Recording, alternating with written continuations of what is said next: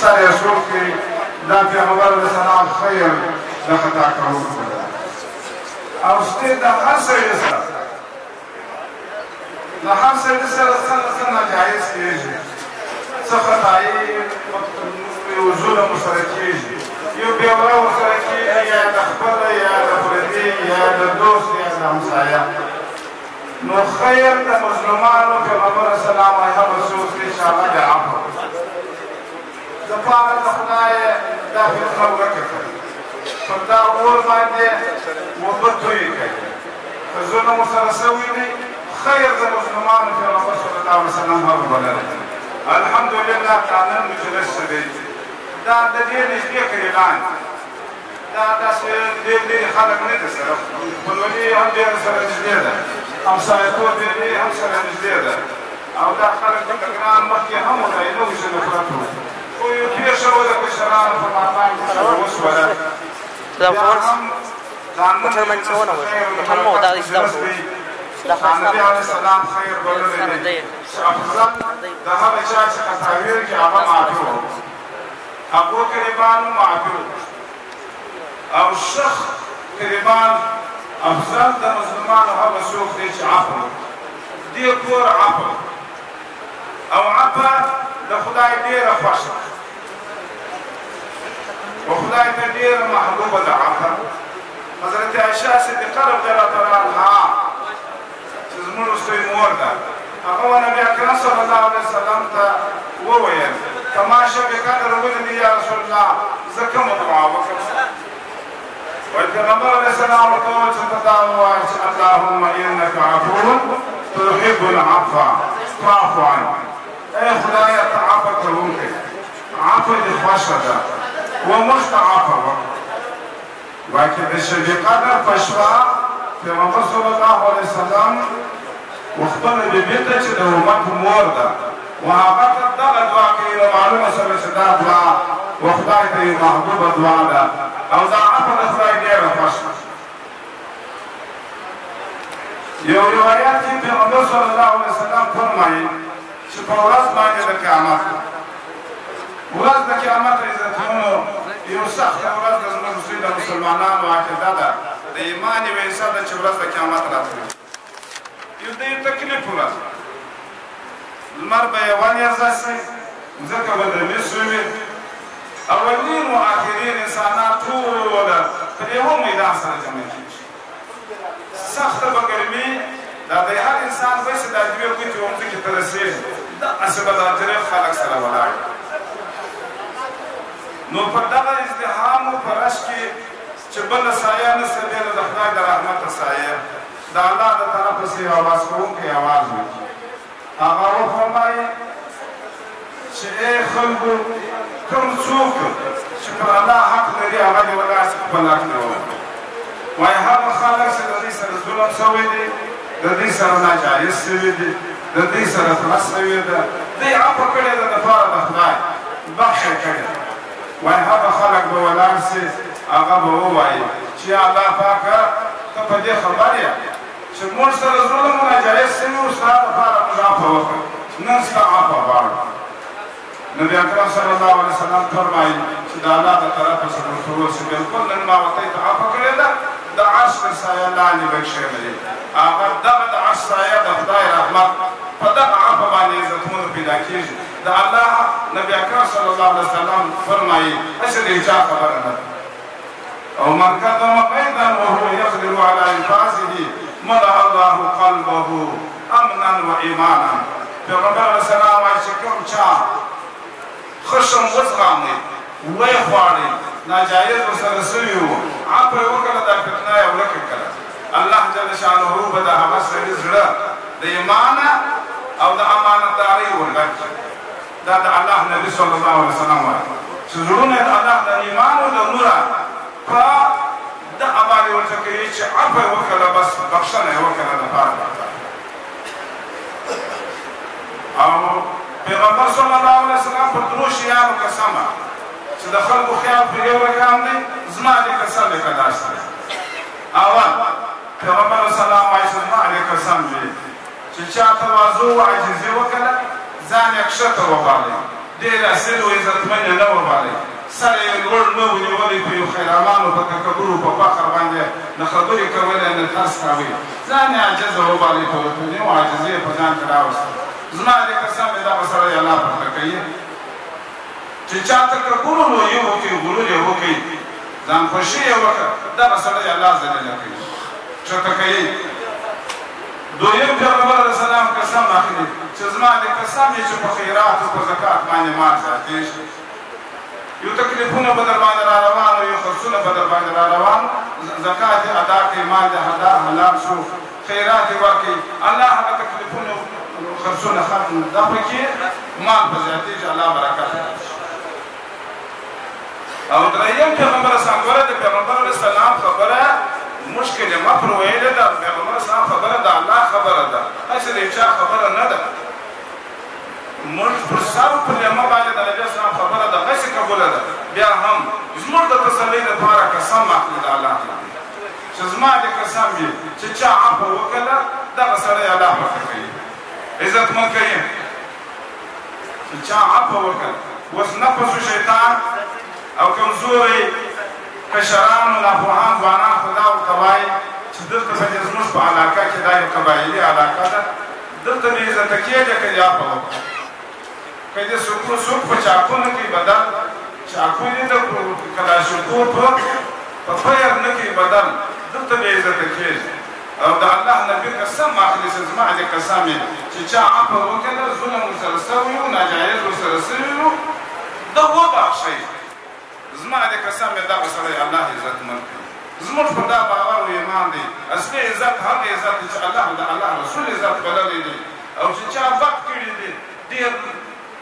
مست خلک وو ډېر زورور خلک وو ډېر مالداره خلک وو هغه ته چې بدۍ و پریشانۍ پېښ شوي دي باندې د خدای قهر د عزتمنو د خدای په خاطر باندې باید دا دې سړی شیطان ولا حول کې د کشران پور کې د فتنو څخه ځان بچاو کې دا فتنې د خدای قهر دی د خدای عذاب دی چې څوک اخته سوي دي په دغه بدیو په پریشانۍ باندې دنیا یې هم خرابه ده د دنیا کاروبار یې هم خراب دی آخرت یې هم عزتمنو خراب دی یوه خبره کوم د حضرت امام بخاري رحمه الله د امام بخاري یو اهم کتاب دی علما ناست دي د قرآن کریم راولي خواته افضل د کتابو امام بخاري رحمه الله کتاب هغه په کتاب الفتن کې دا د فتنو یو مثال ویلی دی پر یو رشته شاه په شعر کې را نقل کړی هغه وایي چې دا فتنه اول چې پیښ شو ځوانان هغې سره اخته سو سره ووهل شو نو دا ډېره په ښکاره شکل کې دا فتنه سړي ته ځان ښکاره ادب دې وي لکه هغه یو ښه خوبصورته نجلۍ و پیغله هر جاهل و هر ځوان یې شوکي فتنه په داسې ښایسته شکل کې ځان پېښ کړي چې دا خو نو دوی زموږ زور نه دی لیدلی داسې به ورسره کوو داسې به ورسره کوو یو لط به ورکوو یو موږ خو پلانکی شناخته لرو پلانکی افسر مې شناخته دی پلانکی صاحب مې شناخته دی پلانکی زورور مې شناخته دی دا پرله اچې خورا خوږې خبرې بیا چې فتنه پیښه شوله یو کس دوه واوښتلې دوه درې مړي سره وشو بیا دا فتنه دی وایي په داسې شکل کې ځان ښکاره کړي لکه هغه سپین سر یې اتیا کلنی و نیمې کلنی چې سرې وورۍ یې پښو په خوله یې وي دا سترګې د پیروي نیولې چې سړی یې هسې وویني دا زړه د اعتراض هم کوي په داسې بد شکلي کې ښکاره شي دغه رقم خلک زنډېزاره هر سړی وایي چې مخکې چپ شوی وایي دا زلمی دغه رقم چې اول فتنه خورا خوږه یي ځوانان یې هم پر خوند کوي مشران هم چې بد پېښ شو بیا یو د بله لعنت پرله وایي مشر پر کشر لعنت وایي کشر پر مشر لعنت وایي مشر و کشرانو ته وایي چې نه مې ورکوله دغه مستي مې کوله زما خبره مې نه منله نو دا د یو پیر دې وکړي نو چې ولیکي دا د پنځه واته د مړکو اوس چې څه په جوړ کشرانو مشرانو ته وایي چې ستا مشرتوب دې خپور سي ستا دې ژیره ورژېږي دا تا نه ورکوله دا تا نه ختم کوله وهله دې وهله او کیسونه وپلانکی وپلانکی اوس نو دغه حال ته ورسوله زه دې مجبوره کړم په ما دې پنځم او ذمهواره هم دغه خلک مشران دي دغه فتنو راسترګول خلک مخور خلک پوهان خلک په کار دا دی که په کور کې وي عزتمنو که په قبیله کې وي که په کلي کې وي که زموږ د ښار منصبداره خلک وي که مشران خلک د خدای په خاطر باندې زموږ په علاقه کې ډېرې فتنې دي ډېرې ستړي دي خلک دنیا او آخرت ته تباه شو دا په کار دا دی سره ورکې کړي زور ویسې عفو سره وکړي یو د بله او فتنه ختم کړي نو دغه نن چې کوم چا عفو کړې ده الله جل شانه دې هغه ته عفو وکړي خدای دې هغه وعده ورسره وکړي چې پیغمبر صلی الله علیه وسلم قسم پر اخیستی دی چې دغه سړی الله عزتمن کوي چې چا عفو وکړله او چې چا نفس باندې شک شیر شول معافي یې وغوښتله پیغمبر صلی الله علیه وسلم وایي خیر د خطا کوونکو معافي طلبه دي الله دې د دې سره هم ښه وکړي او چې کوم چا کوشش په دې جوړه وروغه کې کړی دی خدای دې د هغه خلکو کورونه قبرونه او زړونه دې الله د دې د نور ورډکې دا ډېر د خیر کار کړی دی د دې موږ ډېره ستاینه کوو موږ ډېر دعاګوی ورته یو واخر دعوانا الحمدلله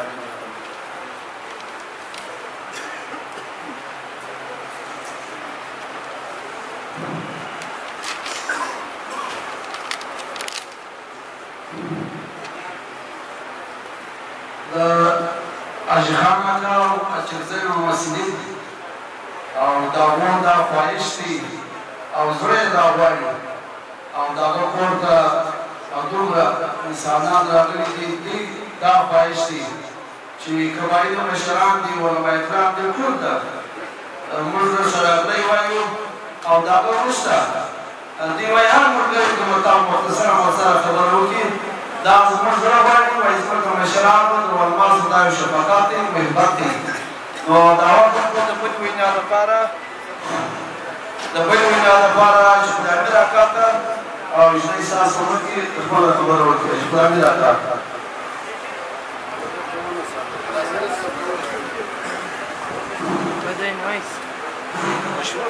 أعوذ بالله من الشيطان الرجيم بسم الله الرحمن الرحيم نحمده ونصلي على رسوله الكريم تاج ټول خلقو په اجازت سره که عالمان دي که مشران دي که سپین دي که تورزري دي دا پر موږ ډېره ده پر رب دې نشي ډېره چې تی په دې توره شپه کې خالي وخت کورونو مجاهداتونو کاروبار پرېږدو رالاک دا زموږ د قریبانو د عاجزانو په روغه کې داخله شي دا بېخي ډېر لوی شی دی پر موږ باندې په رب دې نشي ډېره نو رب د تمامو کائناتو مالک دی موږ ته د رب سره وعده او اقرار کړی دی ای رب ستا پر حکمو ستا د رسول پر طریقو به زندګي تېروو رب موږ ته د اسلام توپه راکړې ده دا اسلام یې ډېره غټه توبه ده موږ د مور په حرم کې رب د هغه مردار اوبو څه پیدا کړي او موږ یې هلته ساتلي او موږ ته هلته روزي راکړې ده بیا یې د مځکې په سر ته موږ راچولي څلور زندګي رب د انسانانو دپاره یوه د مور د حرم زندګي ده یوه دا زندګي ده چې دا اور پکې یوه د قبر زندګي ده یوه د آخرت د پنجرات د ورځې زندګي ده نو کامیابي او ناکامي د دې دنیا او د آخرت هغه په دغه زندګي کې ده چې دا اوس موږ ته پکې او رب د هر چا په ژبه پوهېږي د هغه سره چل ون نه کېږي هغه د میږي په دماغ کې د مځکې په سر کې سپین ماجګه ویني په پای کې هغه دونه لوی رب دی خالق مالک دی چې موږ ته چې د ده سره وعده کړې ده چې ربه ستا پر حکمو ستا د رسول پر طریقو به زندګي تېروو نو رب موږ ته د اسلام توپه راکړې ده په اسلام کې انسان په تمام شیانو کې انسان اشرف المخلوقات دی بیا موږ ته چې د پوهنې دپاره 1,04,000 زیات کمپوچي انبیا راغلي دي او 104 کتاب راغلي دي د الله فرقان راغلي دي چې 4,400 آیات قرآن دي که یو آیات نه منې هم کافر معنا در باندې طلاق که ټول قرآن نه منې هم معنا در باندې طلاق 1,04,000 اصحابو د دغه دین خدمت کړی دي د دنیا تر کونجه کونجې رسولی دي اوس پر هغه مسلو وارث الانبیا عالمان ناست دي په هر وخت کې عمرو ته د قرآن پاک او د رسول الله د حدیثو بیانونه کوي پر دې ګردو سربیره پروردګار عمرو ته عقل او سوچ دماغ راکړی دي ایوانان کافران د دې څخه خالي شعور دی عقل سوچ دماغ خالي د مسلمانانو دپاره دي نو عمرو تاسې باید دغه دین دا خو نو عمرو ته د الله د رسول دغه میراث دی د دنیا تر کونجه کونجه به رسوو د دغه عالمانو پر نقشه باندې بدو او قرآن به ټول قرآن منو قرآن 4,400 آیات دي که یو آیات منې هم کافر معنا در باندې طلاق ده که ټول نه مرې هم د خواهشاتو زندګي به نه تېروو چې ډالر پیدا کېږي یا کوڅې په نیوه کېږي هغه آیات منو د نورو څه ځان کار هغه علاقه او بله خبره دا ده چې انسان د دې دپاره رب زندلی دي بد چې دي بد دا شی دي لکه وچ بوټ ته چې اور واچوې ایریږي باد ایریږي او نیکي دا شی ده لکه یو باغ او درخت چې اوبه یې هغه میوه هم کوي او خلک یې وشپټم ناست او مشن چې دی مشن د انسانانو کډې باروي او چاړه د انسانانو کډې باروي او خبرې دا سر د چوچو دپاره دی دا سر د دې دپاره دی چې دا سر کې الله خوله مندلې ده په دې خوله به تمامې معاملې ته پاڅوې او پر غلط کار به دستي توبه باسې او پر سم کار پر غم باندې به صبر کوې صبر او پر غلط کار به توبه باسې او پر نعمتو باندې به د خدای شکر ادا کوې چې الله درته راضي شي د الله رسول راضي شي نو د دې دپاره د دغه جلګې خلک که حاجي بارم خان دي که خان امان الله خان دي که نور د زموږ شاوخوا قریبان چې هر چا کوشش کړی دي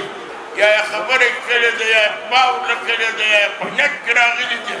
موږ د هغو ټول شکر ادا کوو دا راغلي خلک د دې ټول شکر ادا کوو او بیا د دې د دواړو فریقو شکر موږ ادا کوو چې دې یو بله تاپو سره وکړه دې سره قریبان دي عاجزان دي سره قربان دي د یو کور د یو کلي خلک یې په فتنو په مصیبت کې شیطانه سره شی نشته دا د زړه په چپه سیټ کې ناست دي خالي وسوسې لګي تو قدر کوي د هغه څه ځان بچاوي په هر کار کې فساد شي ایمان لوړتئ چې څه لګي کوي هغه چې دشمنان نه دي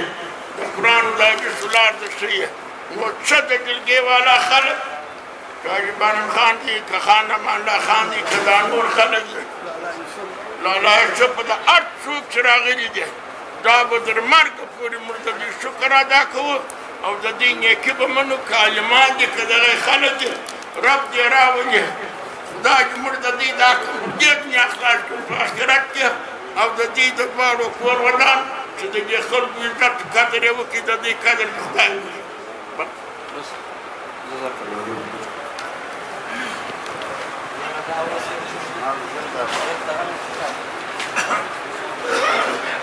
د ګل میدان سوغت کې او د عظیم ښایسته بابرکت مجلس او د دې مجلس مشر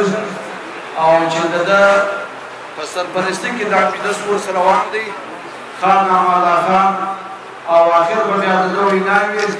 نو زه بلې وینا لپاره دعوت ورکړو جناب محترم او د علاقې د سیمې او د چمن او حضرت مولانا حافظ محمد یوسف صاحب ته چې دی خپل بیان وکړي حضرت مولانا محمد یوسف صاحب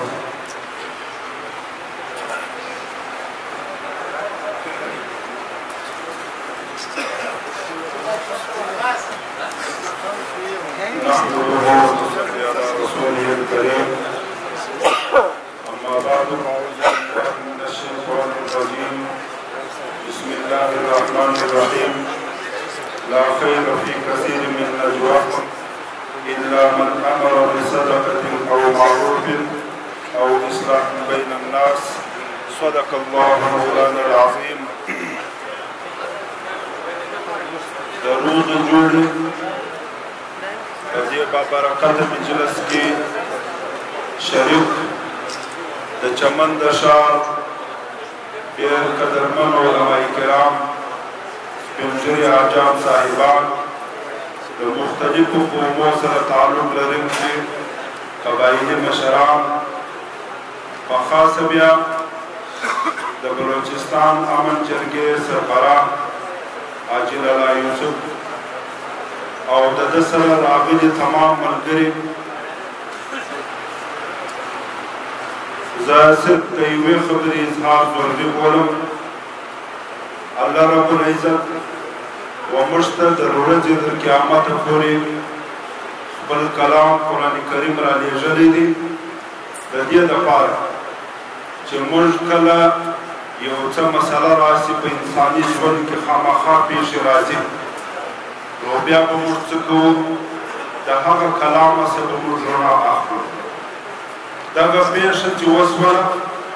په دې باندې یقینا د چمن ټوله خلک غمجن سوله دوه قریبان ونه ډېر نږدې کورنۍ وې د دوی په مابینځ کې دا خواشیني راغله لیکن خان امان الله خان صاحب او حاجي بارم خان او نور ملګري حاجان صاحبان علماء کرامو د قرآن کریم او د پښتانه د دود رواج مطابق نن دغه روغه جوړه په خپل میانت سره دا و داسې حال ته ورسوله چې هغه نفرت په محبت باندې بدل شو. د الله د عظیم کلام تقاضا هم دغسې ده چې موږ نفرتونه ختم کړو او محبتونه په خپل مابینځ کې زیات کړو. لهذا نن د خوشحالۍ خبره ده چې 1400 کاله وروسته هم خلک د الله و کلام ته متوجه دي د هغه مطابق خپلې فیصلې کوي. موږ و دې دواړو کورنۍ ته په خاصه بیا حاجي عبدالواحد اکا او د ده ګران زوی حاجي محمد صدیق کاچکزی او د دې ټوله کورنۍ ته موږ د زړه د تله د دې کور ودانۍ ادا کوو چې دا یو ښه قدم دی واخیستی او نور مسلمانان به هم پر دې باندې انشاءالله د عمل کوشش کوي. او په آخر کې بیا زه په خاصه باندې چې چا د دې روغې جوړې دپاره محنت کړی دی خپل قیمتي وخت یې لګولی دی او یا کم میلمانه د کوټې څخه د مختلفو علاقو څخه دلته راغلي دي موږ د دوی په طور خاص شکریه ادا کوو. حاجي حسن جان شمشوزی دی حاجي وطن خان دا د کوټې څخه او د هغه رقم حاجي عبدالغفار دی او نور ملګري د حاجي لالا یوسف سره چې کوم ملګري دي او دا د هغه ځای سره راغلي دي مولوي محمد صدیق صاحب دی او نور ملګري که د کلتو نومونه زما په ذهن کې اوس نه وي هغه دې دغه خبره نه محسوسوي. زه په آخر کې د یوې خبرې خواست د دې مجمع څخه کوم چې په دا مجمع کې دننه بعضې خلک مشران خلک دي بې ځایه ناست دي و هغو ته که دا ځوانان لږ قرباني وکړي نو هغو ته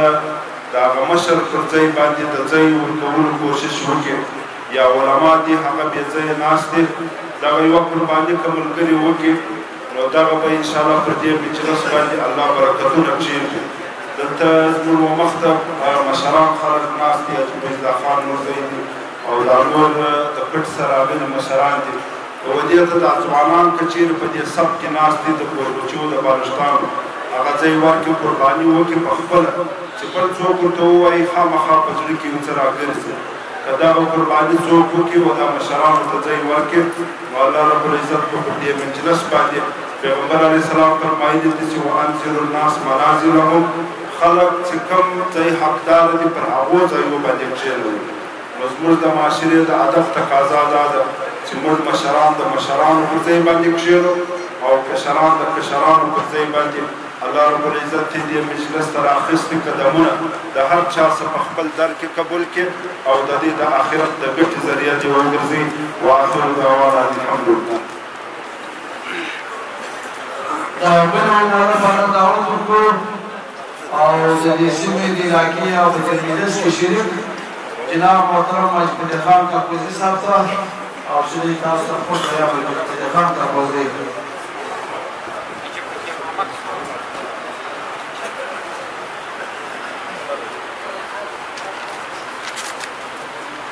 نحمده ونصلي على رسوله الكريم. أما بعد فأعوذ بالله من الشيطان الرجيم. بسم الله الرحمن الرحيم. بدي بابركات درانه مجلس قدرمون علماء كرام او مختلف علاقوه قدرمون مشران ومحترم مسلمانان ورون د صلح فضایل د جوړې فضایل زموږ د ستاسې قدرمن عالم دروند عالم مولوي کریم صاحب ستاسې درانه حضور ته د قرآن د احادیثو په رڼا کې بیان کړم. زه نه غواړم چې د صلح فضایل ستاسې په حضور کې وړاندې کړم، خو زه خپلې خبرې په څو لنډو الفاظو کې راخلاصه کوم. هغه دا تر ټولو دمخه زه د لوی متعال خدای جل جلاله حمد و ثنا وایم چې زموږ او ستاسې د دغه عاجزانو په مابین کې د ادمو فریقیو په مابین کې چې کوم تشنج خواخوږي خواشیني موجوده وه، هغه لوی متعال خدای د دې حل او رزق وایستی، هېڅ چا نه دی ایستلی، د الله فیصله ووتله. خدای پاک دې وکړي چې زموږ او ستاسې د دې علاقې نورې بدبختۍ او بدبختۍ الله پاک باندې دا فیصله وکړي چې دا نورې بدبختۍ هم پر دغه شان خوشحالي باندې راغلي. او دوهم د عبدالواحد اکا او د ده د زوی عبدالله جلال خان ډېر شکریه ادا کوم چې دوی موږ مرکې ته په ډېر اخلاص او صداقت سره بلا قید و شرط اختیار کړي او موږ ته هېڅ شرط نه دی ویلی. او درېیم د دغه راغلو خلکو شکریه ادا کوم چې دې مجلس ته راغلي دي. نور وخت نه در ځای کوم، اجزانو دا یوه خبره درته کوم، د دغه دوو فریقینو د کشرانو او د مشرانو څخه زموږ د مرکې دا خواست دی چې د خدای په لیاز د خدای د قرآن په لیاز بس دی څه خواشیني پېښه شوې وه هغه پېښه شوه ده. نور په کار دا ده چې تی نور یو په بل باندې د رحم غږ سره وکړي، تی کلور یاست، سره اجزان یاست، عاجز نوم د خدای دی، تی سره قریبان یاست، بیا سره یو همسایګان یاست. نور باید چې تاسې دغه ستی زندګي تی په خپل د کردار په نتیجه کې ښایسته کړي. نور نو وخت نه در ځای کوم، پر لوی متعال خدای باندې سپارم.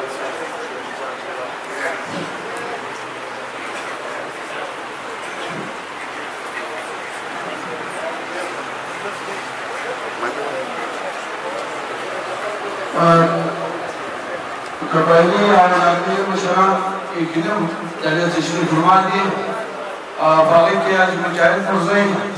مولوي عبدالخالق قادري صاحب او کامران خان ګنجی چې د لالا محمد یوسف صاحب مشر زوی دی، حاجي محمد عثمان عبدالرحمنزی او قاري محمد نسیم صاحب.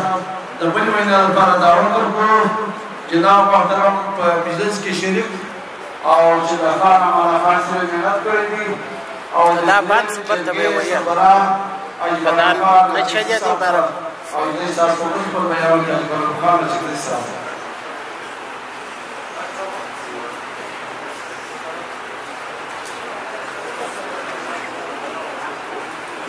صلی الله علیه وسلم.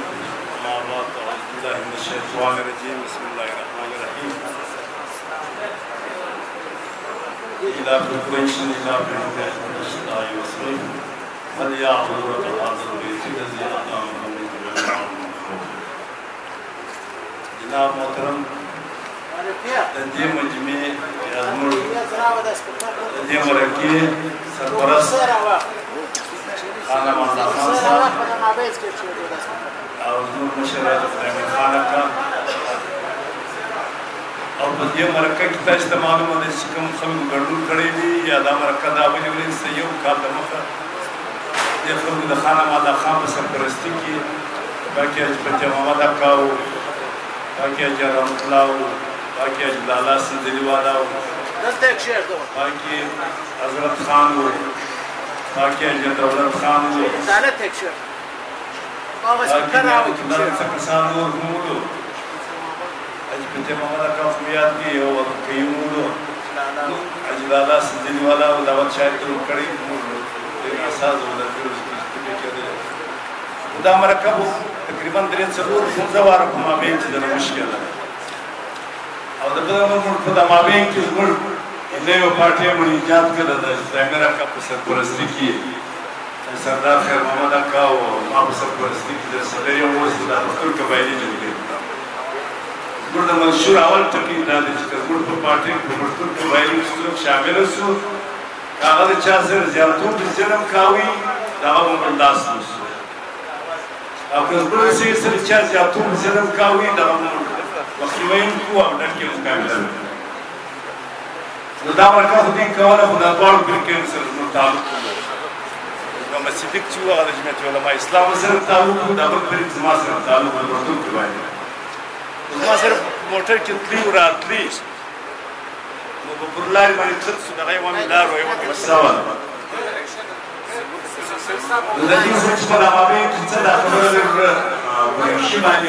د مستقیم د کور د ناري مسله وه د اوبو مسله وه د وډای اوبو مسله وه په دا باندې به 3-4 واره اکثر د وشي حاجي فتح محمد اکا وایي چې دا ماله رالو برای ما ته ووایي چې زموږ خو بېوسه څوک دي زموږ سره د خدای دپاره دستا ورکړي او ته خاص کر چې زموږ سره مدد کوې په بازار کې موږ څه دا خبره نه شوې وه دا طاهر اکا ووایي باران چې دوی دا خبره خو دا خلکو ته ویلي دي چې دا خبره دي اوس مه کوئ د دې خلکو کول بیا به مفتي ته اسانه ده خلاص نو دا تقریبا د ټولو قومونو د کوټ سره الله یوسف صاحب راغلی دي او علماو دا ټول خلک ناست دي دواړه فرقې نه دی موجوده دا سره قربان دي زه د دې ګروپ په مخکې دا وایم که دا خبره پر ما وکړه چې خدای مېره که دا ټکي چا ثابته کړي عمر ته د هندو ټکه راولګي په د بازار کې وګوري دا به څنګه مسلمان عزت کوو مسلمانانو یو جوړه روان وي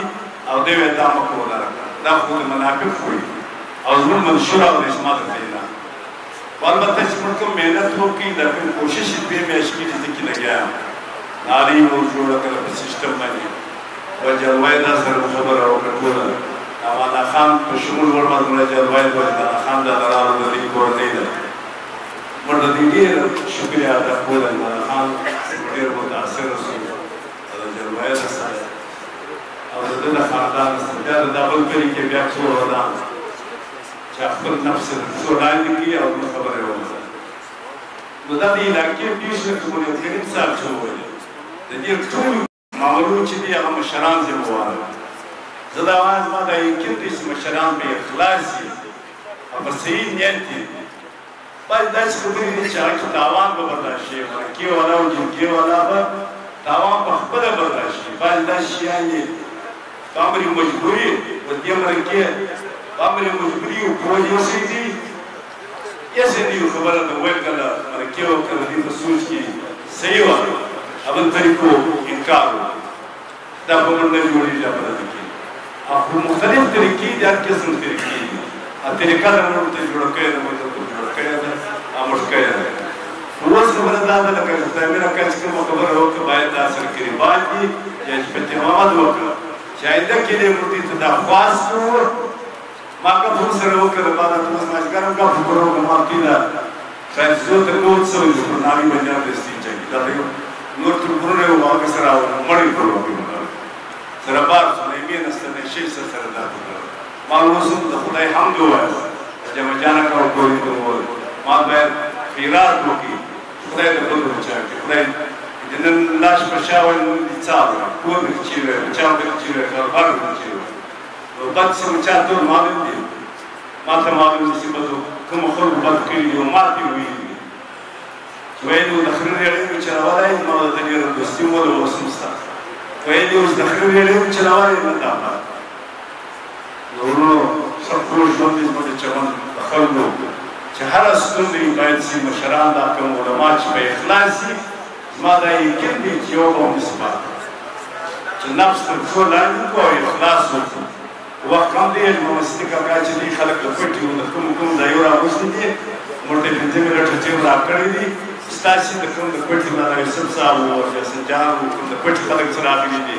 یا د چمن څخه کوم مشران راغلي دي اجمل خان و بچا خان و اجمل جاهد و ټول میډیا والا ټول راغلي ستاسې د ټولو مشروعیت د علما یې په ټولي او وخت بې انتهایي کم دی ولکو ګډوډي بیا ورځونه مې کړي واخر دعوانا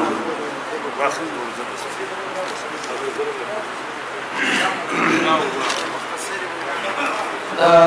وینا سمخ کې او دلته په دغه ښایسته اوازې بابرکت مجلس کې د اچکزي ماما صدیق د طرفه سره او د کلا عبدالله د پرې سره تعلق لرونکي پاک محترم فضل محمد جاجک صاحب دی او اختر ګلپاک صاحب دی او د دې ملګري د دې ټیم او ګلزمان صاحب دی ټول ته اچکزي ماما صدیق صاحب شراغلی وایي د بل وینا لپاره دعوت ورکړو د بلوچستان د امن جرګې سربراه بابای امن او بابای ګلستان کلا عبدالله او شلګون په سیمه په کلا عبدالله په ګلستان کې دعوت نه میاشتې د ده شروع کېږي دعوت ورکړو جناب محترم لالا محمد یوسف غرجي صاحب ته چې ستاسو په مخ پر بیان وکړي لالا محمد یوسف غرجي صاحب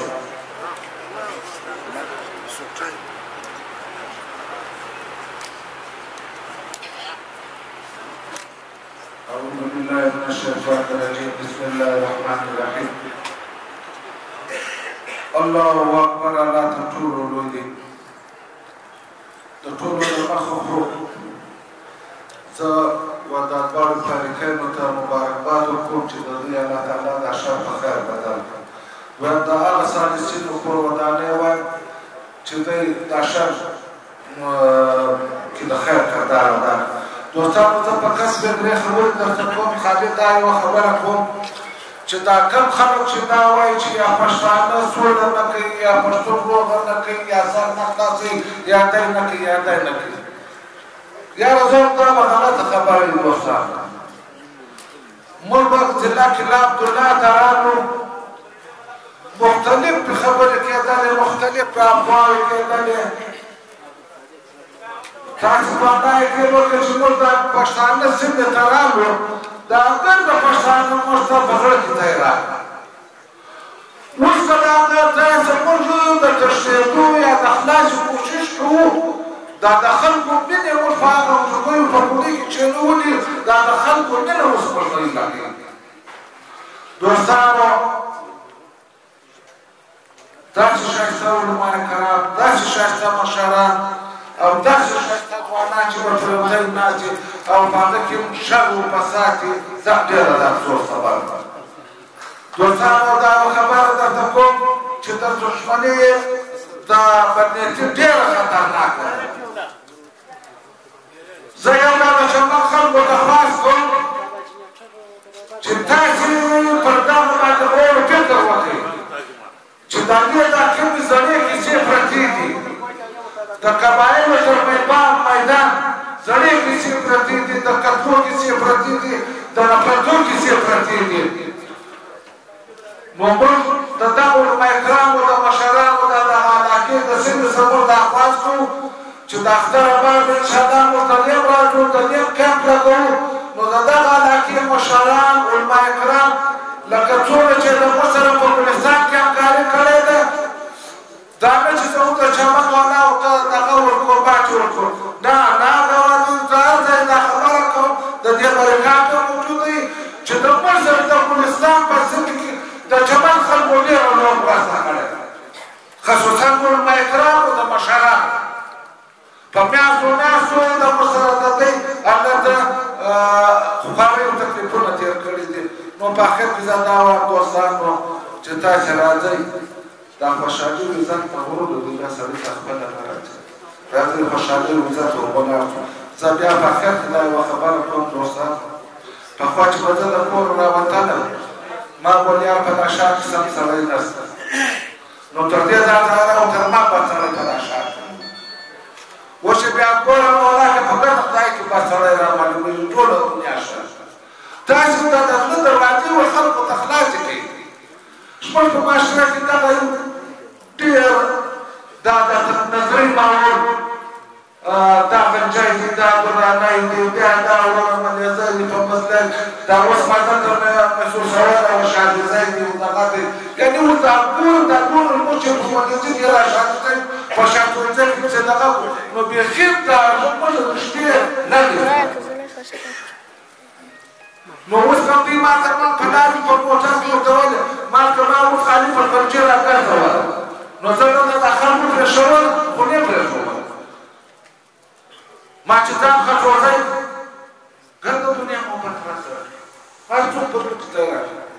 که دغه سپوږمۍ کې د شر کولو کیسه ده ولاکه هېڅ خبره دوستان مې درته وایم که دا بېزو دي که دغه بېزو دي که د سلیمان خېلو د سرګي دي که د رامانځیو د سرګي دي که د بله دي په پیل د خراب سره د داګر وختیارونه دي خالي د مشرانو راستي او د کرامو هغه اوس به موږ دغه یو دغه کوو وملامت و ظالم ته په بیان چې موږ وایو نبی کریم صلی الله علیه وسلم صحابیانو ته وویل چې تاسې د ظالم د مظلوم د دواړو خپلوان وو صحابیانو ټول یا رسول الله دا د مظلوم ته خو صحیح دي دا د ظالم نه څه کوو نو د ظالم لار ته ځان مه راوګرځه نو راځئ موږ خپل ظالمان تر لاس ونیسو و ظالم ته ظالم ووایو د مظلوم په لار سر باندې داسې شفقت وکړي او خصوصا په آخر کې زه دغه اپیل کوم چې د خدای لپاره په دا چمن کې چې دا زړې کیسې پرتې دي دغه باید چې ورونو د علاقې مشران د روزې بعد د اختر پر اووم اتمه هم باید چې د دا ځان غریبانو حکومتو موږ خیمې ولرو او د سولې او د امن خیرات او د ښه وغواړو کور ودان برابروو د بل وینا لپاره دعوت ورکوو او حاجي مجاهد مرسي ته په مختصر الفاظ خپل بیان وکړي حاجي مجاهد مرسي نحمده ونصلي على رسوله الكريم اما بعد فاعوذ بالله من الشيطان الرجيم بسم الله الرحمن الرحيم قال الله تعالى في القران الحكيم والفرقان المجيد فاصلحوا بين اخويكم وقال رسول الله صلى الله عليه واله وسلم خير الناس من يصلح بين الناس صدق الله العظيم درانه او پرور مجلس درانه ګډونکو ستاسو ټول درانه حضور څخه اجازه ترسته بطور خاص د جرګې مشر جناب خان امان الله خان صاحب جناب جبارم خان اکا حضرت امیر خان اکا علامه محمد یوسف صاحب بلوچستان نامر جرګې مشر حضرت الله خان اکا حضرت محمد یوسف صاحب او ټول حاضرین چې ما یې نومونه یې انمي دي دا یا مجموعه کاټه ده دا څه د حضرت دې شوربه حاجي محمد صدیق صاحب او د والد صاحب ودې د زړه د کومې خلک سم پېښو دې دا پرې وایم دې شامشي وایم چې دې د الله پاک په هغه آیات باندې عمل وکړي چې د مؤمن خوایا بدایي او کاظمین الغیظ والعافین عن الناس ورونکي د خشم وي او خلک ته عفو کوونکي او دې د الله پاک خبر عمل وکړي چې وصول خیر بهتري پسونه کړه او د دې سمسته چې په دې کې کم چا د درېمتون کې دا ادا کړی دي زه دا هو قرباني وایم واقعي دې د الله پاک په آیت عمل وکړي چې پاس کې په نه خبرې کوم چې د خپل ورونو د مابین صلح وکړي او نبی کریم صلی الله علیه وسلم وايي خیر الناس من يصلح بین الناس بهترین د خلکو هغه چې د خلکو د مابین صلح وکړي او بیا د بل طریق قرباني وایم چې دې په ډېر اخلاص په ډېر میړانه د دې خبرې د حل کېدو لپاره دې کوشش کوي یعنې زما رقم یو بې تجربې سړي سره بار کوشش وکړي چې ما ته دا مسله حل کړه یا موږ په دې کې د امام صدیق صاحب سره مې پروش کال ډېر مجلس وکړي نږدې و چې دا خبره پروش کال هم سره وایي خو بیا زه خبر شوم چې یو بله مرکه جوړه د هغه لپاره ما نه وه خبر دې خپله مرکه جوړه کړې وه الله دې دې موضوعونه ورکړي چې نن یې دغه ثمره راغله د مرکې یو اصول دا دی چې مرکه شروع بله مرکه بیا په هغه کې دراسه د نوم اړینې چې هغه لږ ماته شوې نو ما صحیح په دې ورکړي چې بیا که خدای مکړه د دې سره پاتې شو بیا به نو سړی پر ولاړ شي نو الله پاک دا د سره ورسوله ورګورو خطا وکړي د انسان سر الله پاک قرآن کریم کې وایي ولو یؤاخذ الله الناس بما کسبوا ما ترك على ظهرها من دابة وایي چې دې الله پاک وایي ما انسانان په خطا ورنیولې د ځمکې پر سر به یو د سر نه وای پاتې شو په دې آیات دا ثابته ده چې د وخت پیغمبرانو سم خطا شوي د وخت صحابه کرامو سم خطا شوي او کله چې باندې امر وشو الله پاک سره په دې چې ټول په خپل حساب په بدل اخته په ورته اپ کړي نو موږ یې وایو په نو غرض دا دی چې موږ یو ابو او یو د موقع څخه په استفاده اخیستلو دا ما یو گزارش دی خبرت دې دا مجرګه مشران هم ناشتي چې دا یو خبره ورته عام کو چې کوم چا خپل کړی دا خپل په بدل کې خلک راولای چې دا زوی مړ کې دا نور مړ کې خپل کړی مړ کې دا موږ دې خلک په لاره ټاک واسي باید چې ولې په ټاک نه وایو ځکه دې چې دا سړی واجب قتل شو دې سړی هغه سړی نه وځي کوم چې خپل کړی کنه نو دا سړی ته باید چې موږ په غیرت وایو دا سړی ته موږ ټاک اصول نه کوو او دا چې دې حوصله شوی نه وشي نو بیا موږ دا یقین دي کوم چې قتل کړی هغه د رسول په توګه شاته کړی هغه پراته چې په موږ په راغلو خلک سلا سړی نو گزارش مې راځي چې دا خبره راوړو او بل وخت کې خبره دا تکمل غواړم چې زموږ د شاله باندې چې ورسره باندې په دې کې خامخا د پټولو په څیر باندې سره خبره نه وکړي کوم مجاهد نو ولا کار نه کوي کپلانه خان ولا کار نه کوي کپلانه خان ولا کار نه کوي الله پاک هر مشد استعداد کړی الله پاک دا رکعت زه برکات اچوم چې د چا خپل غرض نه په شیخ خپل مفاد نه خپل لالچ نه په شیخ خدای قسم الله الله نو موږ گزارش هر مشد صداري چې د خپل وسه په شیخ کې نور خبره الله پاک سره نصیب بارک الله جزاكم الله خير جزاء زبیر الله سمح کې او د پیغمبر ته تر ګلپاک صاحب نورزمان صاحب نعمت الله سراجی فضل محمد جاجر صاحب عبدالمتین صاحب سید علی چکزی صاحب عبدالخالق او دې پرمر دلته شاعر وایو اجازه سنجان کا ته بغیر کو د استاد په مخ کې مختصر او نه واقعي اجازه سنجان کا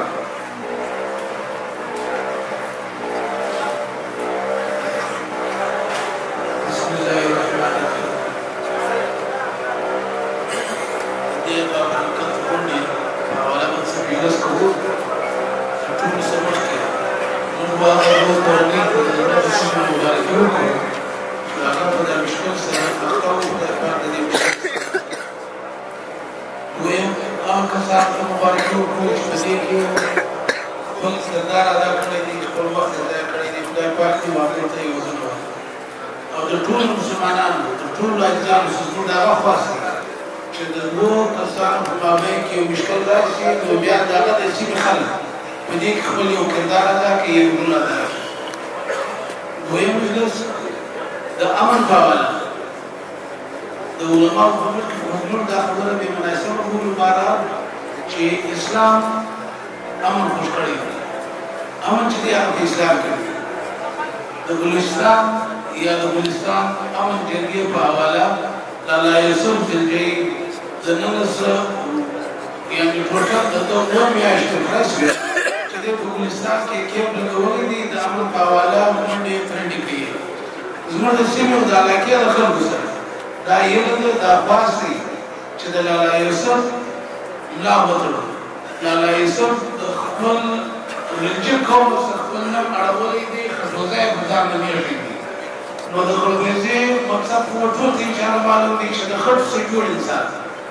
د خرڅ سجول انسان معنا دا چې د یو قوم سره تعلق نه لري نو موږ هم پکار دي چې د دم لا وتړو د سره کومګنی شو د چې راغلي دي د په دا و میاشتې کې تقریبا سوال یې سپینځل د مړو خبرې خلاصې شوې دي د مړو روزې شوې دي په ګلستان کې شوې دي په سنجاوي او په لورلایي او په دوکري کې شوې دي د کوټ په سیمه کې دننه د کوټ په ښار کې شوې دي نو موږ د ټول مسلمانانو سره دا یې کوو دا خواست کوو چې د لالا یوسف ملګري او په اخلاص په صداقت یې وکړو که چېرې موږ د لالا یوسف ملګري وکړو زما په فکر سره دا راځي چې ډېرې ستونزې به انشاءالله ژر تر ژره حل شي که څوک دا یو مجلس خلک داسې باز هم کوي چې لالا یوسف راغلی دي هغه تر اوسه پورې څه کړي دي د هغو هدف غټ غټ مرکوته دی لکه څنګه چې د امین سیمو د خمیسۍ ده یا د شمشوزیو د سیرګي ده یا د سلیمانخېلو د سیرګي ده یو مجلس دا راروان تقریبا 50 کاله دا خو په شپږ میاشتې نه خلاصېږي. تقریبا په دغه سیمه کې مړي چې سوي دي د کلا عبدالله په سیمه کې هغه د 50-60 بالا یې 50-60 مړي په 7 میاشتې په 6 میاشتې کې نه روغېږي. موږ خاص دغه کوو خبره به موږ دغه ختم کوو چې راسئ د لالا یوسف ملګري وکړو. هغه موږ ته د امن پیغام راکړی دی او د امن لا اله الا الله واحد الا هو. د بلې وینا سبب کې او دلته زموږ سره د ښایسته مجلس کې حاجي شیخ خان حاجي، حاجي عبدالباري ادرکزی، حاجي حبیب الله کړکوزی، حاجي سفر محمد د وینا لپاره دعوت ورکړو او زموږ د سیمې د علاقې او پیاوړی ځوان او یقیني هم د نوجوانانو ځوان جناب محترم وطنګران صاحب چې د راج ساز په مخ پر ویناو کې محترم وطنګران صاحب.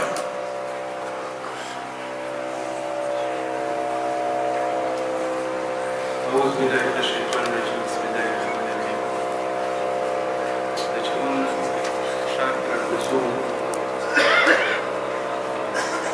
يجروا مشاريع وشندوه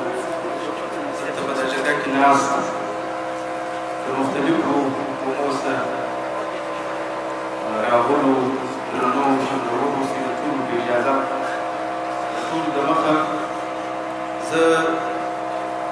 چا چې دا روغ کړی ده یا په دا روغ کې عیسا اخیستې ده د ثالث په مناسبت باندې هغه ته د زړه د کومې مبارکي وایم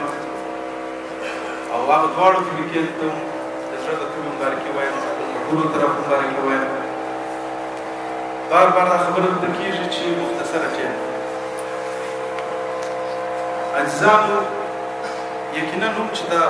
زموږ په وطن کې د حالات ووینې زموږ پر وطن یو داسې حالات را روان دی چې نه ملا خلاص دی، نه سیاستدان خلاص دی، نه ډاکټر خلاص دی، نه انجینیر خلاص دی، نه سرمایه‌دار خلاص دی، نه غریب خلاص دی. پر موږ یو داسې جنګ مسلط دی چې د دې جنګ بنیاد و هېچ چا ته نه معلومېږي چې دا څوک شروعي د کومې خوا راځي چا شروع کړی دی. دا دلته یو نوم یادېدی د بلیک واټر. دا جنګ یو بلیک واټر دی. سهار د سره ګرځي ماښام جوړ شوي بیا به دا بله ورځ ستا په ادره کې هم ولاړې ستا په پاتا کې هم ناست دي ستا سره مناظم ښکاره کوي. د دې جنګ د مخنیوي دپاره ځان هغه ټولو مشرتابه ته موږ خواست کړو. که علماء کرام دي، که سادات دي، که قامي مشران دي، که د مختلفو سیاسي پارټیانو سره تعلق ساتونکو والا دي. د دې جنګ واحد مخنیوی د دې کام د اتفاق ذریعه به جوړېږي. که چیرې په دا ښار کې موږ اتفاق نه وکړو نو دا خبره بیا ډېره ښکاره ده او صفا ده نظام چې ور بیا موږ هغه نسل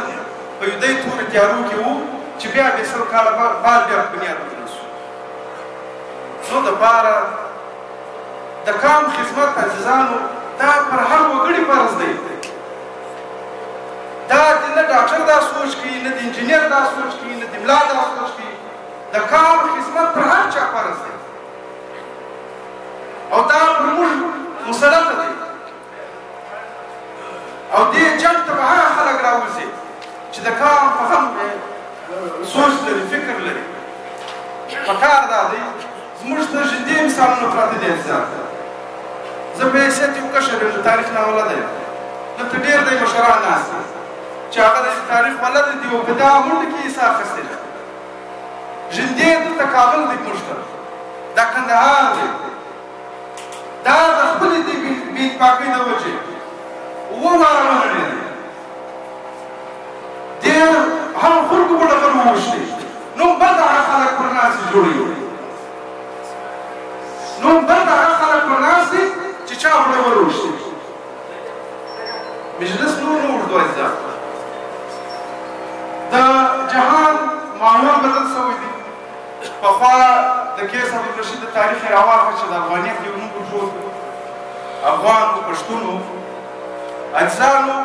هغه وخت د تورو د سپر جنګ و، موږ یې منو. بیا د هغه و دا وطن ته د باروتو د توپکو د توپو د سکیلو د کټر جګړه موږ یې منو صورت ګلدار چا لیکن اوس نړیوال خلک ترقي والا خلک هغه ستا سره د جنګ د توپک د مورچې د پتک خبره نه کوي هغه ستا سره د قلم خبره کوي هغه ستا سره د پوهې خبره کوي هغه چې خپل بچیانو ته مستقبل جوړوي هغه 50 کاله مخته ګوري 50 کاله هغه مخته ګوري د خپل ځان تاوان کوي د خپلې سرمایې تاوان کوي د خپل هر څه جایداد تاوان کوي د خپل وجود تاوان کوي لیکن خپل بچیانو ته خپل کار ته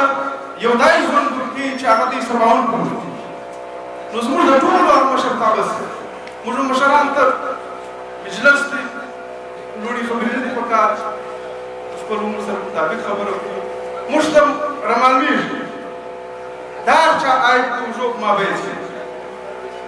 کوم مشران چې پر دا وطن باندې غلطي کړې دي پکار دا دي چې هغه تسلیم کړي پکار دا دي چې هغه تسلیم جام وکړي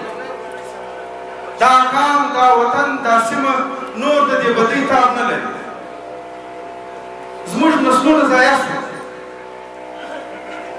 موږ خرڅ کړو او موږ په دې بیه خرڅ کړو ځان چې زموږ نه چا ریټ معلوم کړي نه موږ ته چا وویل نه خبره کوي په یو بل جنګ کې مسلط شو دا سیمه کلابلا د دې څه ښه سیاستدان وتلی او ستا د دې ښه څو علما وتلی دي او ستا ښه انجینر د دې سیمې څه دی ښه ډاکټر د دې سیمې څه دی ښه سرمایهدار د دې سیمې څه دی ښه پوهان د دې سیمې څه دی نو بیا ولې به د اتفاق نه کښېني بیا ولې د دې کار دپاره جوړ اصول نه غواړي د ترقۍ دپاره خو هر علما هر سیاستدان هر قوم پرسته هر هغه ځوان د امن نارې وي د جوړې نارې وي د ترقۍ نارې وي چې کوم وخت د سولې راشي د جرګې راشي تاسو په یوه لار په بله لار ووځئ بس دغه قام دغه وطن ته نوره سوله راوړي موږ به هېڅ نه خلاصېږو نه ولا که په سپینه جامه خلاص وو نه ولا که په پیسو خلاص وو نه ولا که په توپک خلاص وو موږ که خلاصېدلو په اتفاق په اتحاد خلاصېږو د قام د وطن واحد حل دا دی خپل زیاتي نفرتونه پرېږدي خپلې زیاتي جرګې بدۍ پرېږدي دا سیمه ټول به دې ولاړېږي هر درېیم کور کې پرېږدي په هر درېیم کلي کې مرچه ختلې ده د هر درېیم په پوشه باندې توپک دی بس دې دا دور لاړې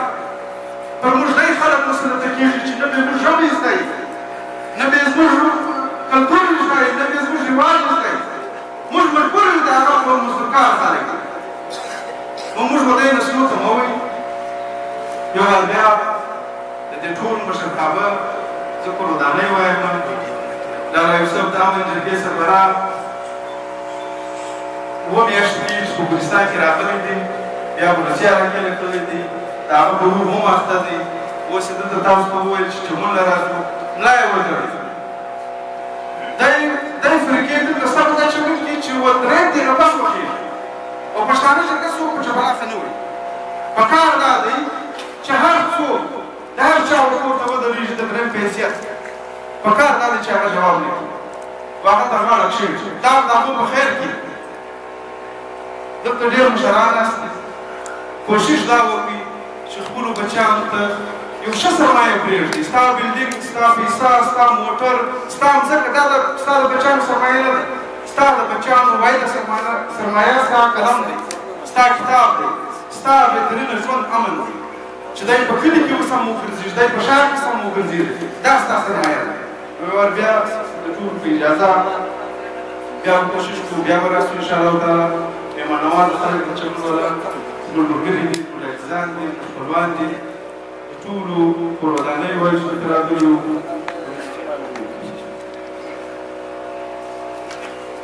د بلې وجه سمر کې او دلته د پټ سره راغلي مېلمانه حاجي غفار لوړی صاحب حاجي فضل محمد صاحب او د چمن د جعفر خان عبدالمنان محمد اکرم هدایت الله جلال اچکزی اوس دعوت ورکړو د علاقې د سیمې او قبایلي شخصیت جناب محترم قاضي فیض الله ګرزی صاحب ته چې ستاسو په مخ کې خپل بیان وکړي چې فیض الله خان ګرزی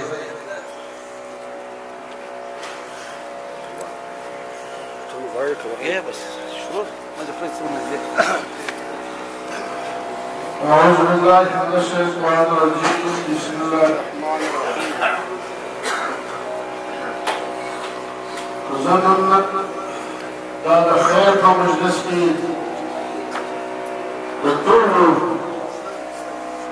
مشرانو شکریه ادا کوم چې هغوی په دې مجلس کې کوشش وکړي او د دې مجلس جوړې راوستلی دي او د مسلمانانو مجلسونه خو ډېر دي په یو مجلس کې هم یقین نشته لکه سوا د دې مجلس څخه الله دې څنګه صاحب ته جزا د خیر ورکړي چې ډېر مسلمانان یې په دې کې جمع کړي دي او د دې په مجلس کې شرکت ورکړي دي نن الحمدلله زموږ په چمن کې دغه مشرانو د الله حکم پر ځای کې د الله حکم په یو فرید هغه دي چې جرم یې کړی دي یو فرید هغه دي چې مجرم وي مظلوم وي ظلم ورسره شوی او بل فرید دغه د مابین خلق دي نن الله پاک د درود سره یعنی چا چې ظلم کړی وو هغه د هغه څه معافي واخیستلی د الله حکم یې پر ځای کې د چا سره چې ظلم شوی وو هغه معافي ورته وکړلی د الله حکم یې پر ځای کې او هغه خلک چې کوم په مابین کې خلک وو لکه دا مشران هغه هم د الله حکم پر ځای کې الله مشران ته وایي چې تاسو مسلمانان په مابین کې کوشش وکړئ اصلاح راولئ سم جوړ یې کړئ نو زه دا درته وایم مسلمانانو هر بشر چې دي دا پښتو کې خبره ده وایي چې کلي پر نامه لري او خلکو ګورګور ښه لري او هر بشر چې الله بشر کړی دي الله قدر ورکړی دي الله عزت ورکړی دي الله مشرتوب ورکړی دي پر هغه باندې دا ټول د لکې خلک دا حق لري چې دوی د خپل په مشرتوب کې خپل هغه کردار ادا کړي لکه نن چې حاجي خدای خان کار خان امان الله خان حاجي بارم خان په دې خپل علاقه کې یو نور ملګری چې محمد سره دا کردار ادا کړي دا د مشر حقوق لري او دا ټول مشران باندې د الله د خاص حکم دي چې موږ ادا کوو او زه دا ټول عزیزانو کښېني مه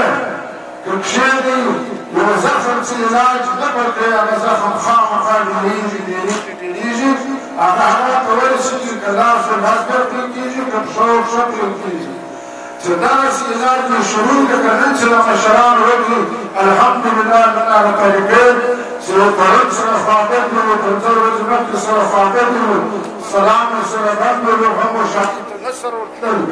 نن الحمدلله هغه یوه کمله باندې په یو میټنګ کې سره ناست دي نو زه دا یو خاص ټول مسلمانانو ته کوم چې یو هر یو په خپل زړه کې په خپل ځان کې تقوا راولي او بل هر یو د خپل عمل فکر وساتي چې زما عمل په څه شکل باندې زما په عمل باندې زما څخه الله راځي دی راځي راځي هر څه موږ تاسو نه سپېژنو وایو وایي دا زموږ عملونه دي یو ستړی راغلی وایي چې دا زموږ عملونه دي هغه حقیقت دی په هغه کې هېڅ شک نشته که د چا په عمل کې کمي وي هغه خامخا د ستړیاوو سره مخامخ کېږي او که د چا په عمل کې کمي نه وي د الله په حکمو د محمد رسول الله په طریقو زندګي تېروله بیا انشاءالله رحمان ته ستړیا ولېږي بیا زه د ټولو مسلمانانو ته دا یو خاص دعا کوم هر یو مطلب دا دی هغه حدیث دی چې وایي انسان بالغ شي که په چپ کې د علم حاصلوي چې حق معدل حلال حرام خوب پېژني هر مسلمان دا کوشش وکړي چې وخت پنځه وي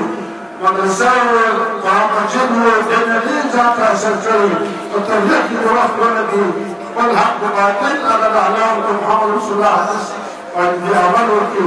حق باطل په خیر په شر کې ځان وکړي بیا به انشاءالله رحمان دا مشکلاتونه دا شي یو وار بیا زه ټولو مشرانو ته هر مسلمان ته خواهش کوم که د دوه مسلمانانو په مابین کې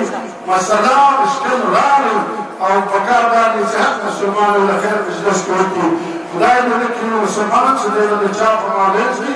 د د منځپېرتوب او د تخیل مجلس کې بیا به هغه قسطنطنیه یو وارګه زه د اکبر جمهوریت ته مبارکي وایم او بل هغه مشران په چې د دې کې شرکت کړی علما وایي چې د ټولو مسلمانانو په مابینځ کې د اسلام مجلس کول اسلام لوستل تر 80 کاله عبادت زیات ثواب لري نو نن الحمدلله دا مسلمانانو چې دا د 80 کالو د عبادت ګټه کړې ده الله دې د دې نصیب کړي او الله دې مشکل ته د عمل توفیق راکړي جزاک الله د بلې وینا سمخ کې مولوي محمد نسیم صاحب حاجي رحمت الله پلوان مولوي محمد امیر صاحب محمد نعیم صاحب عبدالباسط صاحب عبدالمالک صاحب حبیب الله دلبر خان او اوس یوه دوې ویناوې پاتې دي د اوس وینا لپاره دعوت ورکوم ملک عبدالخالق ته چې ستاسو مخکې خپل بیان وکړي حاجي ملک عبدالمالک بریزی صاحب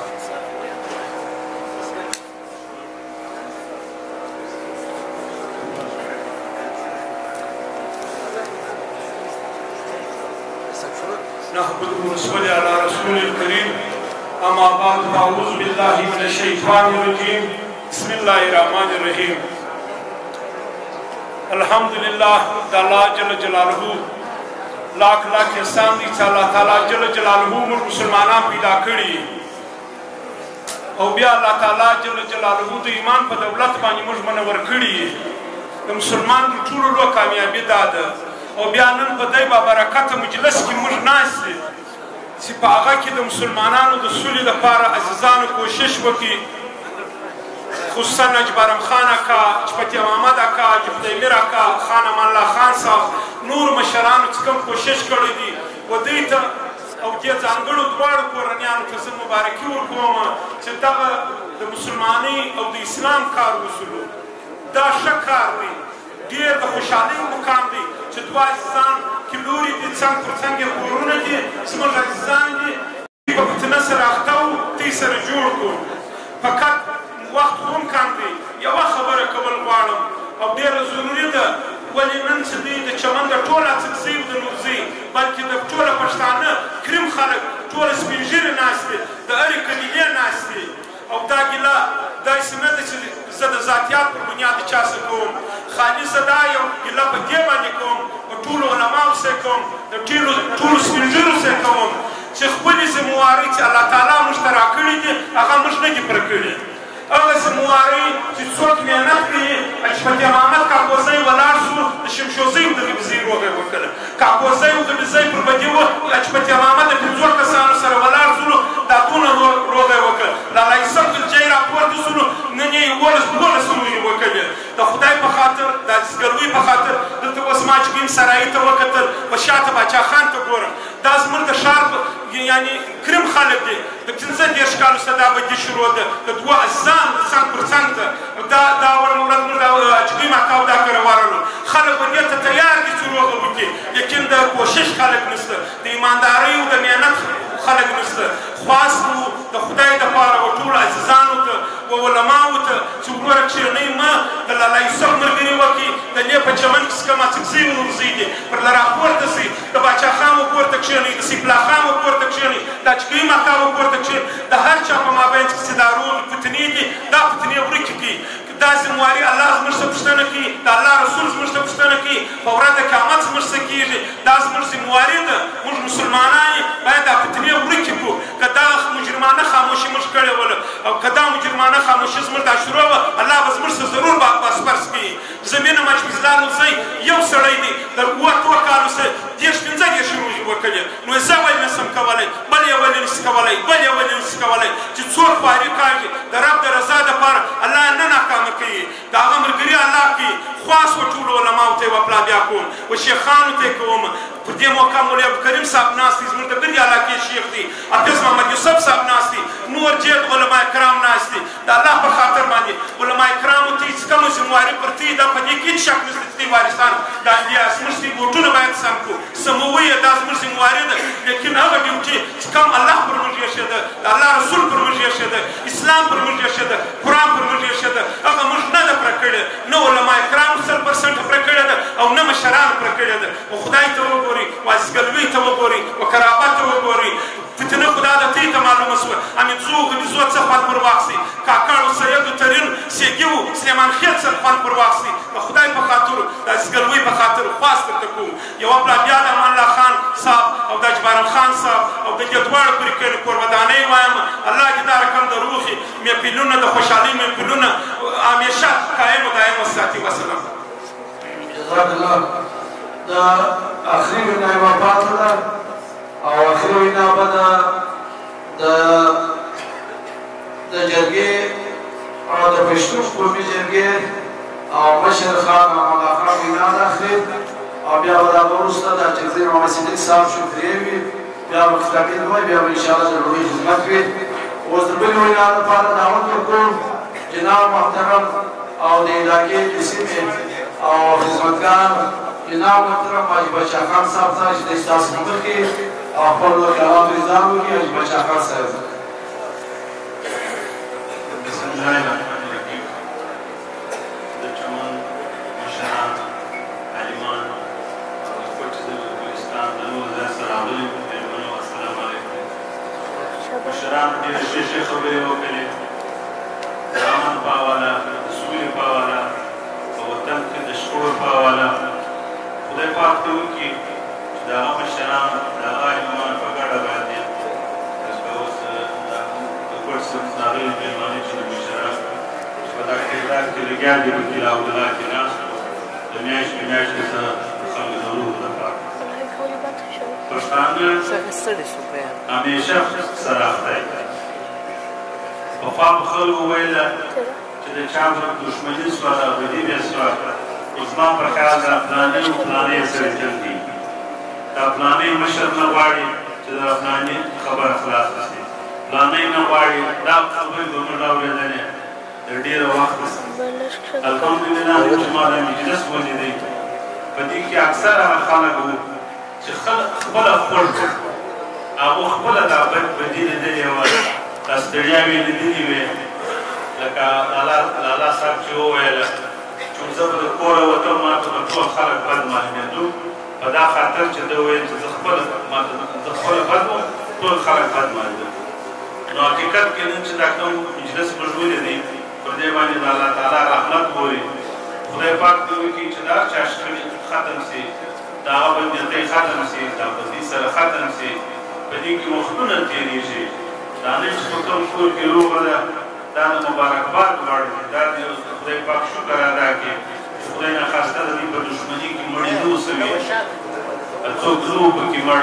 خو بیا هم سره اعتزام وو د دې نږدې سره پراته وو خو خدای ناخواسته و مرګ ته مو پر بل پلو چا اوښتی وای مړي بل پکې سوي وای نو زه کور ودانې وایم د هغه مشرانو چې په دې کې کردار ادا کړي پکار دا دی چې د وطن خلک د کومې ذمهدارۍ متعلق چې دا چا خپله ذمهواري زموږ دغه ذمهواري باید جوړه سي چې لکه مخکې چې ما وویلې چې پخوا به خلکو وویل چې دا مشران خلک سره جنګوي خو دا اوس ثابته شوله چې مشران خلک سره جوړوي مطلب مشرانو لپاره لږ خلوص پکار دی لږ ایمانداري پکار ده لږ ستړیا پکار ده چې ستړیا پکې وکړي انشاءالله خدای پاک به دا چارونه سره وکړي خدای پاک دې وکړي چې دا چا مصیبتونه یې هغه سره ختم شي او دا ناست مجلس دی چې خدای پاک پر دې باندې رحمت ووري خدای پاک دې دې وزونه ورکړي چې په دانیمه شپه باندې دلته تکلیف کړی دی او دلته راغلی دی زه بیا یې وار دې خلکو ته مبارکي وایم چې چار وغه ده او د هغه خلکو کور ودانۍ وایم چې نن په دا مجلس کې ناست دي خدای پاک دې په دا رقم مجلسو باندې د الله خپل رحمت وکړي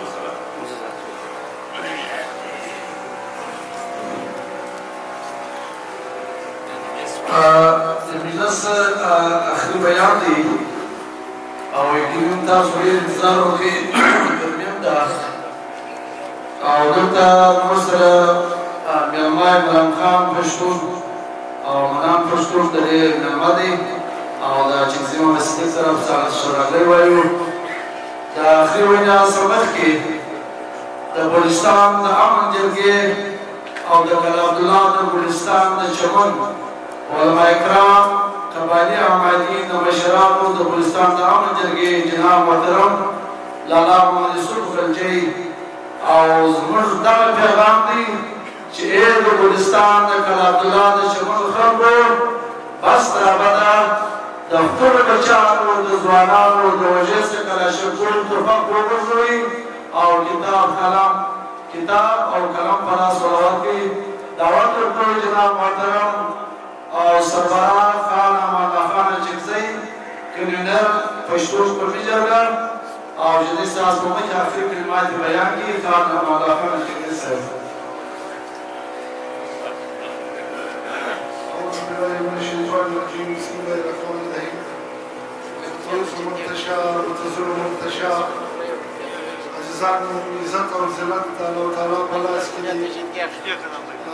عزیزان نن چې په کومه تاریخي کربلا باندې د جهان کار شاهدزی او د شماشو کار شاهدزی په کربلا موږ ولاړ یو او د جمجان کار شاهدزی او د دې د مابین څخه کوم مشترک سوي ولا او دې کوم غلط فهمي او جګړه او مشکل په مابین کې راغلی وو نو هغه د الله مهرباني اوس تقریبا ډېر عرصه بعد الله مهربانه شو دا روغه سره جوړه شوله دا روغه تقریبا نن داسې وشوله. الله دې ودې دواړو ته توفیق ورکړي چې د یو د بل احترام وکړي یو د بل خاطر وکړي. عزیزانو په دې جرګه کې زما سره څلور پنځه ملګري وو. بعضې ملګري ناست دي بعضې ملګري د صوفیت په وجه نه دي راغلي لکه حاجي لالا سنځلي والا حاجي کریم سارایي حاجي فتح محمد خان کا کریم سارایي ملک رحمت الله صاحب او حاجي دولت خان حاجي بارم خان چې خصوصي طور د ده ډېر محنت او ډېر همت زموږ سره ملګري وو.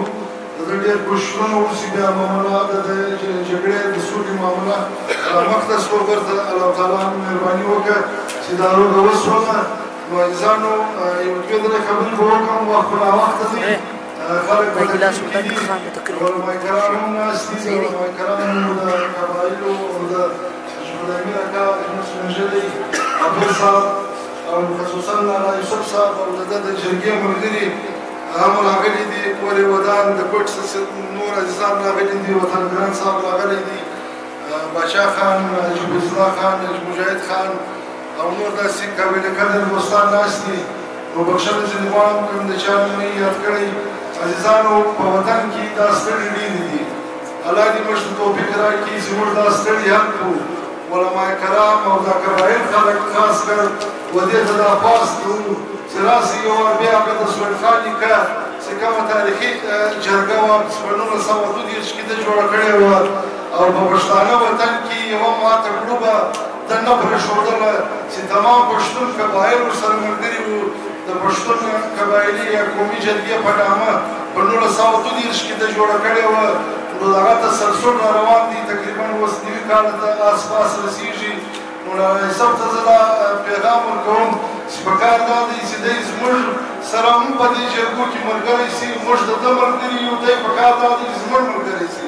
نو عزیزانو موږ ګرده د امن دایان یو امن غواړو. د امن دپاره مې ژوند وکړ کړی دي. د هر سړي د هر د امن پیروکار چې دی هغه موږ د ځان ورور بولو د ځان ملګری بولو چې هغه په هر ډګر په هر کلي په هر ښار په هر علاقه کې د امن دپاره کار کوي. موږ د هغه دپاره واره قرباني ته تیار یو. عزیزانو ولې چې زموږ وطن ډېر دربدره دی. تاسې یې زموږ په ښار باندې یوه ورځ د اپسین بدماشي شروع وي. ښار بند تمام ښار باندې مریضان نه پرېږدي او هسپتالو ته بچیان سکولو ته نه پرېږدي. زنانې بېادبي ډېره معاف بېادبي ډېره معاف په رکشو کې بچیان پیدا کوي. زموږ سره دا زموږ کمزوري ده. دا زموږ بې انتها کمزوري ده. په دې زه ډېر افسوس کوم چې اپسي په هغه زمانه کې چې د سهیل خان نیکه دور وو یا د دې وطن د نورو سپین ږیرو دور وو د اپسي مسعود به د ځان سره کفن راخستی وو د چمنه څکزوله روان وو. نن دومره د افسوس خبره ده چې یو دوه سپایان ولاړې زما د وطن سپین ږیري پر لوی روډ باندې نه پرېږدي. بل طرف ته د پولیو مهم روان دي. معلومه نه ده چې څه بلا ورکوي. پېښور څخه بیان راسي چې دونه مړه شو دونه بېهوشه دي. د سکره بیان ولګېږي. نن بیا د 400 سوه که د کمه ځایه بیان لګېدلی وو. عزیزانو بېغوره مرګ دی بېغوره حکومت دی. ډېر افسوس پر دې کوم چې موږ قبایل لاس نه کولول دا به موږ د غی خواري د غی به بې عزته یو. هر سړی به مو مخنیوی کوي. راسئ چې ور بیا دا پخواني تاریخي خلکو تاریخ را ژوندی کړو ټول لاس په لاس کې سره ورکړو د سیاست ملاتړ د قومیت ملاتړ خاص کر دا ینګ طبقه چې دا ودې ته زه دا خواست کوم چې د هېڅ پارټي په دغه کې مرازي په سیاست کې په دې حواله چې د ښار یو مسله وي سیاست وکړي هر سیاسي پارټۍ زنده‌باد موږ د چا خلاف نه یو خو د یو شي خلاف یو چې دلته په ښار کې یو سړی راسي په کار دا دی چې دا ټوله ینګ طبقه ینګ ځوانان دا ټوله یو اواز یو قوت سي د سرکار دغه ناجایز مخنیوی وکړي عزیزانو نور وخت مې نه اخلمه دا د جرګې د دې دوو عزیزانو د مابین چې کومه ستړې پېښه شوې وه په دې کې تقریبا ښه ډېر وخت ولګېدی دا روغه الله ته منظوره وشوله نو موږ دا یو په دې کې 3 کسان زخمیان وو په دې کې هغه یو ډېر شدید زخمي وو چې هغه خان هسپتال ته هم ورسېدی داسې دا یوه ډاکټرانو په چا ضایع کړې چې شاید دا هلک ضایع شي نو موږ د الله شکر ادا کوو چې هغه نه شو ضایع د دې څخه ډېر خرڅونه هم شوي وو ډېر تکلیفونه به تېر شوي وو نو موږ د دې دپاره 6 لکه روپۍ چې یې ښودلې 6 لکه روپۍ مې د بل فریق ته جانبه راوړي دي هیله کوو چې اجوایه کاکا او اجماسلي کاکا او اجلاله خان دا زموږ څخه قبولي کړي نور وخت ستړي نه اخلم الله مې ژوندي لره کور مې ودان ډېره مهرباني والسلام علیکم صاحب الله خان دغه راوړه په پیسې راوړه د شکرې او د اخري کلماتو لپاره او دعوت ورکړو او افغانستان د عامه جرګې دغه په اړه باندې ډېر خدمت کړی دی اجازه محمد صدیق صاحب ته بلنه ورکړو چې راشي او د شیخ قبول کړي او د مېلمنو شکر هم ادا کړي اجازه محمد صدیق صاحب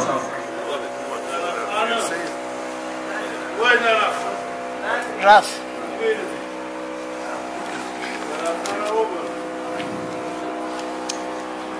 بسم الله الرحمن الرحيم نحمد ونصلي على رسوله الكريم اما بعد فاعوذ بالله من الشيطان الرجيم بسم الله الرحمن الرحيم دا نن چې کومه مجمع ناسته ده یقینا دا د خیر لپاره ناسته ده الله پاک دې زموږ سپینږیرو ته دغه همت ورکړي الله پاک دې نور برکات پرېږدي چې دا قوم دې د بدۍ څخه خلاصوي خامخا په کور کې ما چې وګړو دې راځي خواخوږی راځي زه د ټولو څه دا خواست کوم چې په موږ یو طرف ته د سرکار جبر په قسم قسم په پولیو په نادرا په چینو قسم قسم ژولي بل طرف ته موږ کور پر کور اخته یو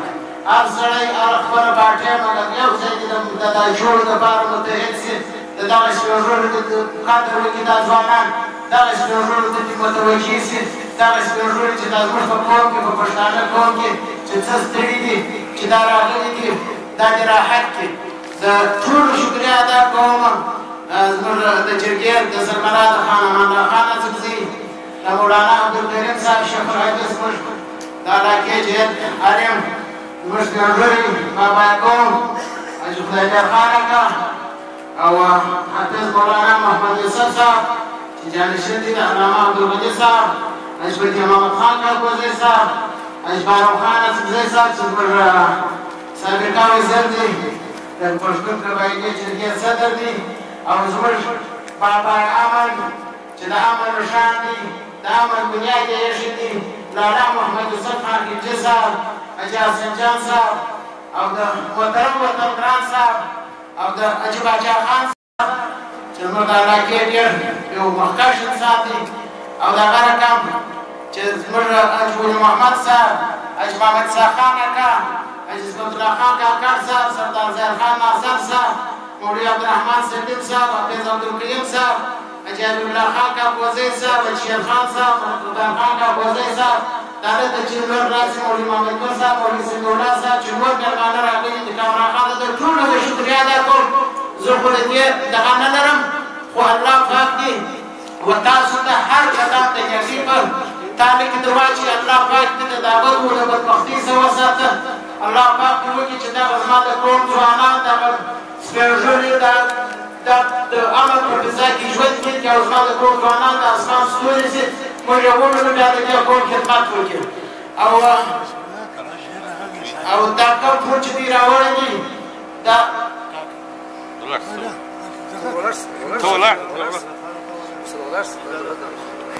د خپلو مشرانو د واجد صاحب او د ازما اکا اجل الله خان د دې په وینا دا کوم کور چې دوی راوړی دي د دغه سپین ږیرو دپاره چې یا د کوټې راغلي دي یا د ګلستان یا د چمن یا د کندهار راغلي دي نو ما فی سبیل الله موږ دغه خلک معاف کړي دي الله پاک دې موږ دوی ته ټولو ته معافي وکړي دا سپین ږیرو دا زه دا په کوټه کې ورپرېږدم په فی سبیل الله کې نو دا شی نه ځایېږي بس کور مې ودان ورته چې هغه سرونه جوړ کړو ډوډۍ به راواخلو دعا به وکړو ستاسو ډېر کور ودان د تکلیف ډېر معذرت غواړو لالا صاحب خبره پاتې شوې خبره دا خبره وه چې عمر دغه اخر کې یوه خبره معنا کوله چې د دغه علاقې چې کوم مشران دي خاص دا چې باچا ته موږ دغه اپیل کوو چې موږ دا کیسو کې تاسې د موږ سره برکت مه جوړوئ تاسې سره ضد جوړ کړئ او دا قرارداد به نه پاسوو چې د اختره بار به انشاءالله د دې خیمې لګوو دغه کوم دوستان چې دي د دغو د مسلو د حل لپاره کار خدای کوئ دغه د علاقې مشران حاجي خدای میر خان اکا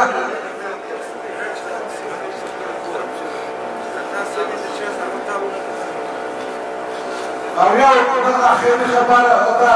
چې دا زموږ په کوټه کې دا د پولیو تور ډېر زیات کړی دغه باید چې موږ د پولیو تور دومره زیات نه کړو چې بیا نور خلک د دې څخه استفاده وکړي کور ودانه د اختاري دعا لپاره دعوت ورکړو او جناب محترم حضرت مولانا عبدالولي صاحب ته چې د اختاري دعا وکړي عبدالولي صاحب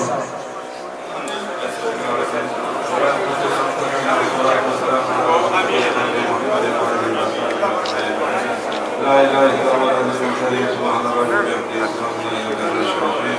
نسالكم من عباد رحمتك وعذابك ومغفرتك وغنيمه من كل بر وسلامه من كل اسم لا تزال ذنبا الا غفرته ولا هما الا فرجته ولا مريضا الا شفيته ولا دينا الا قضيته ولا حاجه من هوائي الدنيا والاخره اذا تجد الله قضيتها يا ارحم الراحمين يا ارحم الراحمين برحمتك نستغيث يا ارحم الراحمين برحمتك نستغيث اصلح لنا شاننا كله اصلح لنا شاننا كله وصلى الله تعالى على خير خلق محمد وآله وصحبه وسلم. سمون برابر مادام فعلی دغه په ځای چې بل خانه کاتل تر